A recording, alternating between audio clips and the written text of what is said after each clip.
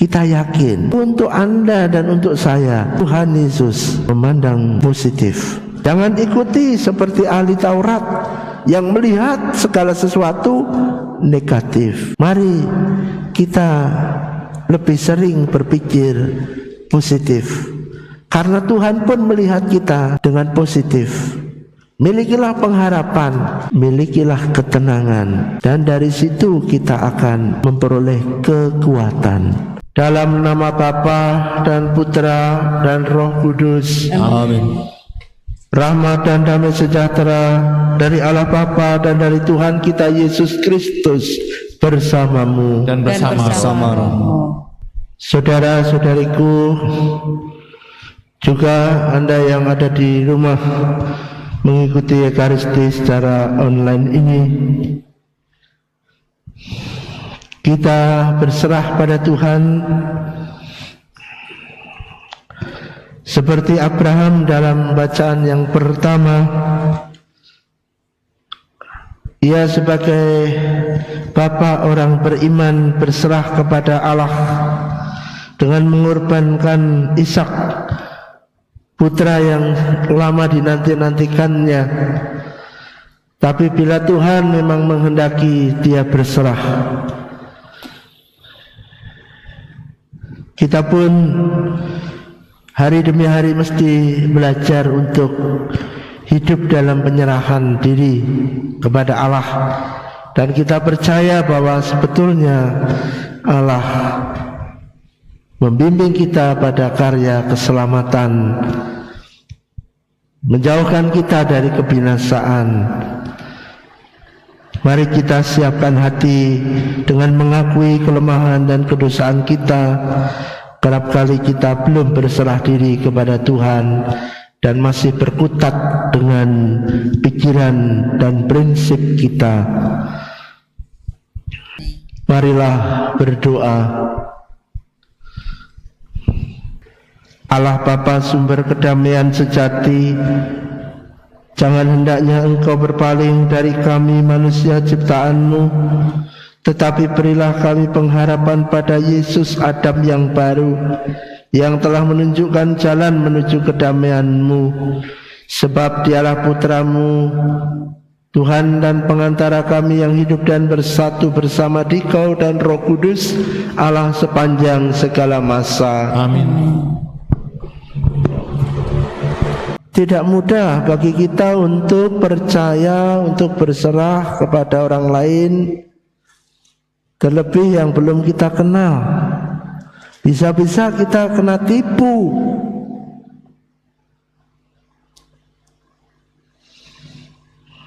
Sungguh mengagumkan bahwa Abram dalam bacaan yang pertama tadi percaya bahwa Allah tidak akan menipu.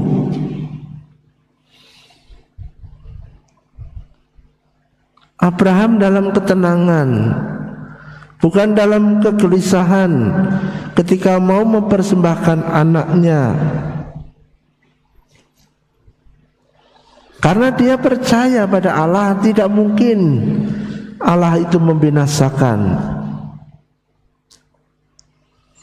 Rasa percaya ini yang memberikan ketenangan. Maka kalau Anda saat ini belum juga mengalami ketenangan, entah karena takut oleh virus COVID-19, entah karena takut karena hutang belum terlunasi, entah karena takut karena kesalahan dan hukuman serta sanksinya. Inilah panggilan untuk berserah kepada Allah. Ketenangan itu sebuah hasil dari suatu penyerahan diri. Anggap saja kalau dompet Anda ketinggalan di suatu warung, tapi Anda kenal orang di warung itu orang yang baik, pasti Anda tenang. Tidak harus saat ini juga, tidak harus segera ke warung itu, Mungkin hanya cukup memberitahu pemilik warung bahwa dompet saya ketinggalan, tolong diopeni, disimpankan dulu, besok saya akan ke situ. Tenang. Tapi kalau tidak ada rasa percaya akan sulit tidur semalam-malaman. Dan kalau kita merenungkan si lumpuh yang dibawa oleh orang-orang untuk datang kepada Yesus, mereka pun tentu karena memiliki kepercayaan.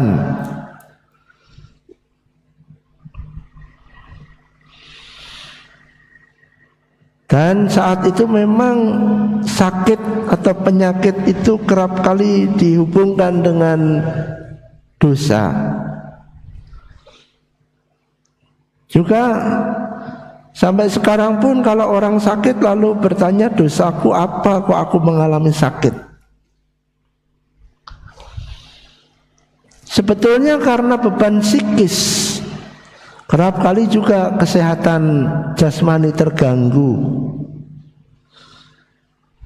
Maka orang yang berdosa berat atau orang yang terbebani oleh dosa perlu dibersihkan supaya hatinya ringan, pikirannya tenang, sehingga badannya pun sehat. Coba kalau nggak tenang pikirannya, nggak bisa tidur, kurang tidur malah jadi kurang sehat, entah tensi melambung atau apa. Maka kita pun diingatkan agar hidup rohani kita itu dalam ketenangan, tidak dalam kegelisahan, karena kita percaya pada Allah. Juga kita diundang untuk datang kepada Yesus, dekat dengannya, karena kita beroleh pengampunan. Yesus punya kuasa untuk mengampuni dosa-dosa kita, sehingga tidak ada lagi beban yang berat dalam kehidupan kita, karena sungguh Yesus membebaskan kita dari belenggu dosa itu. Mari saudara-saudari, kepercayaan kepada Yesus, kepada Tuhan mesti membuat kita hidup dalam ketenangan. Mungkin Anda bisa bicara omong kosong, bicara ketenangan di tengah pandemi yang memprihatinkan, di tengah kesulitan ekonomi. Jangan takut. Tuhan menghadapi orang yang sakit, dia berpikir positif. Tuhan menerima si lumpuh. Tuhan memperhatikan, menghargai orang-orang yang membawa si lumpuh. Tuhan menghargai dan melihat kepercayaan mereka. Maka kita yakin untuk Anda dan untuk saya, Tuhan Yesus memandang positif. Jangan ikuti seperti ahli Taurat yang melihat segala sesuatu negatif. Mari kita lebih sering berpikir positif, karena Tuhan pun melihat kita dengan positif. Milikilah pengharapan, milikilah ketenangan, dan dari situ kita akan memperoleh kekuatan. Terpujilah Tuhan kini dan sepanjang masa. Allah Bapa, sumber pembaharuan hidup, kami bersyukur sebab Engkau telah menemukan kami kembali dengan penuh belas kasih melalui Kristus Putramu. Semoga sabda dan karyanya membangun kami menjadi insan baru, sebab Dialah Tuhan dan pengantara kami. Amin. Tuhan bersamamu Dan bersama-sama kita senantiasa dibimbing, dilindungi, dan diberkati oleh Allah yang Maha Kuasa, Bapa, Putra, dan Roh Kudus. Amin. Perayaan Ekaristi sudah selesai. Syukur kepada Allah. Pergilah kita mewartakan kasih Tuhan. Amin.